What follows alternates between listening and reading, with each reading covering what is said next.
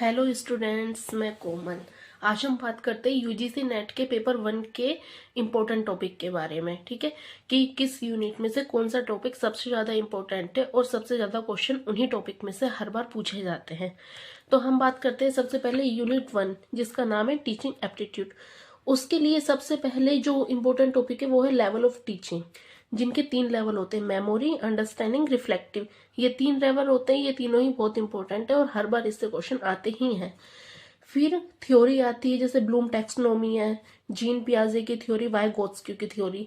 बहुत सारी थ्योरी, अगर अपन ये 3 भी याद कर लेंगे तो अपन ना क्वेश्चन अपन कर सकते हैं।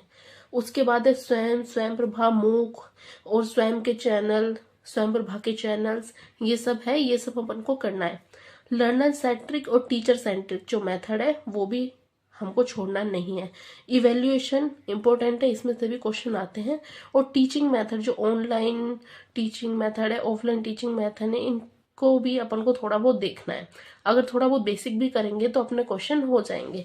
उसके बाद आती है यूनिट 2, जिसका नाम है रिसर्च एप्टीट्यूड। इसमें सबसे जो इम्पोर्टेंट टॉपिक है वो है पैरामेट्रिक और non parametric.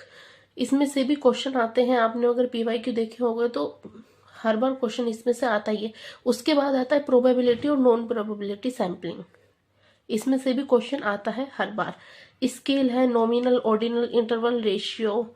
Level of plagiarism है यूजीसी, जिसके 4 लेवल है, 0 to 3, है ना, ये वाले। उसके बाद है टाइप्स ऑफ रिसर्च स्टेप आती है, जो ये भी बहुत इंपॉर्टेंट है, वैलिडिटी है। ठीक है, उसके बाद न्यूमेरिकल में कोवेरियंस में से ये वाला क्वेश्चन हर बार आता है और इसका ये फॉर्मूला है। ठीक है, उसके बाद आती है यूनिट 3, कॉम्प्रीहेंशन, जिसके बारे में सबको पता है। एक पैसेज आता है, क्वेश्चंस होते हैं और अपन को पैसेज में से उन क्वेश्चंस का आंसर देना होता है। उसके बाद आती है यूनिट 4, कम्युनिकेशन। कम्युनिकेशन में जो है कम्युनिकेशन टाइप है, बैरियर है, मास मीडिया। ठीक है, बहुत इंपॉर्टेंट टॉपिक है mass media, cool media, hot media. अपने मॉडल्स है, लीनियर, इंटरैक्टिव, ट्रांजैक्शनल, 3 मॉडल है ये। उसके बाद simplex, half duplex, full duplex. इसका ये होता है, सिंप्लेक्स में कोई फीडबैक नहीं होता, हाफ डुप्लेक्स में फीडबैक डिले होता है। Example walkie talkie. Full duplex में फीडबैक तुरंत मिल जाता है। ठीक है, तो ये इसके टॉपिक है। और आजकल मूवीज के भी क्वेश्चन इसमें से आने लगे हैं। ठीक है, तो मूवीज के क्वेश्चंस में एक्चुअली ये है कि अपन कितनी मूवीज याद करेंगे। ठीक है, मतलब कि ज्यादा से ज्यादा 2-4 मूवी याद कर लेंगे तो बस जो 2-4 फेमस मूवी है पुराने टाइम की, है ना, और जिनको अवार्ड वगैरह मिला हुआ है, ऐसी मूवीज का हमें ध्यान रखना है। बाकी इतनी सारी मूवीज अपन याद नहीं कर सकते। उसके बाद आती है यूनिट 5, मैथ वाली। उसमें अपन number series, letter series, coding, decoding, ये सब होता है। इसमें सिंपल इंटरेस्ट, कंपाउंड इंटरेस्ट, इस वाले टॉपिक से भी ज्यादातर हर शिफ्ट में क्वेश्चन आता ही है। रेशियो है, परसेंटेज है। ठीक है, इसमें इस वाले यूनिट के लिए और यूनिट 3 के लिए आपको पीवाईक्यू सोल्व करने हैं। जितने पीवाईक्यू सोल्व करोगे, जितने मॉक टेस्ट दोगे, उतना अच्छा है। ये डेली प्रैक्टिस मांगता है, यूनिट 3 और 5। तो इन दोनों यूनिट के लिए हम डेली प्रैक्टिस करेंगे।